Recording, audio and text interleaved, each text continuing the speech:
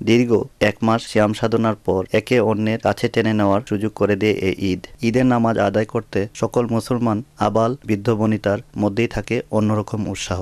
তাই বাঙালি অধ্যুষিত রুসুম ও long side এলাকার মসজিদগুলোতে সকলেই ছুটে আসেন ঈদ নামাজ আদায় করতে। ঈদ জামাতে মুসল্লিদের উপচে পড়া ভিড় ছিল চোখে পড়ার মতো। এ যেন মুসলমানদের এক অপরূপ মিলন মেলা। সকলের মধ্যে ভ্রাতৃত্ববোধ ও সহমর্মিতা প্রকাশ পায় এ বিশেষ দিনে। নামাজ শেষে মুসল্লিরা একে অন্যকে জড়িয়ে ধরে ঈদের শুভেচ্ছা বিনিময় করেন।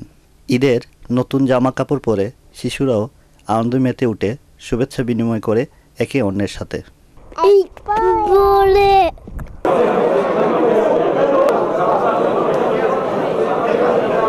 বাংলাদেশ সরকারি হাই কমিশন ম্যানচেস্টারের পক্ষ থেকে ব্রিটেনে বসবাসরত সকল বাঙালি ভাই বোনদেরকে জানাচ্ছি পবিত্র ঈদের শুভেচ্ছা, ঈদ মোবারক। গ্রেটার ম্যানচেস্টার বাংলাদেশ অ্যাসোসিয়েশনের পক্ষ থেকে জানাই সকল মুসলিম উম্মাদেরকে ঈদের শুভেচ্ছা এবং ঈদ মুবারক।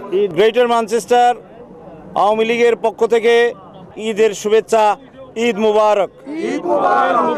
দুনিয়ার সকল মুসলমানকে ঈদ মুবারক। ঈদ মুবারক। শাহজালাল মসজিদ কমিটির পক্ষ থেকে ব্রিটেনের সকল মুসলমান ভাইদের ঈদের শুভেচ্ছা জানাই এবং ঈদ মোবারক। গ্রেটার ম্যানচেস্টার জাতীয়তাবাদী পরিবারের পক্ষ থেকে আমাদের এই শুভকামনা আজকের এই পবিত্র ঈদের দিনে ঈদ মুবারক। ম্যানচেস্টার জাতীয় পার্টির পক্ষ থেকে ঈদ উল ফিতরের ঈদের শুভেচ্ছা এবং অভিনন্দন, সবাইকে ঈদ মুবারক।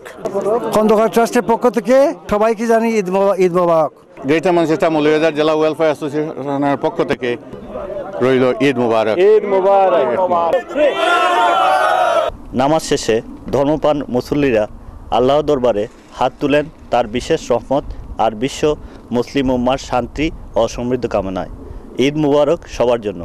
ম্যানচেস্টার শাহজালাল মস্ক থেকে ফুরকান রহমান চৌধুরী সাগর,